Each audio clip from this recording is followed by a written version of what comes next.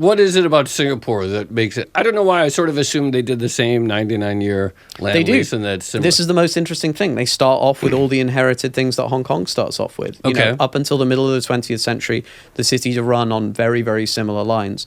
Hong Kong goes off in one direction and Singapore goes off in another. And the Singaporean direction is basically, how do you maximize home ownership, right?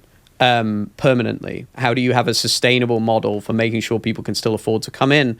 So what they have is this bizarre public-private system. I say bizarre, it's very impressive, where the government owns most of the city's land, not all of it like in Hong Kong, but most of it. And they have the Housing and Development Board that builds housing estates. They then sell the units in the housing estates to Singaporean citizens.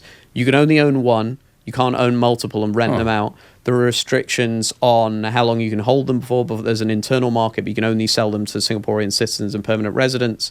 The building is done, the amount of building is done to make sure that everyone can afford these things. So they've really divorced usage from speculation. Totally. They've divorced usage from speculation, and a place that I think most people think of as very capitalistic, free market, low tax, has basically decided this asset class, land and real estate, this is something different. Not and we're for doing, us. Yeah, we're doing a different thing with this.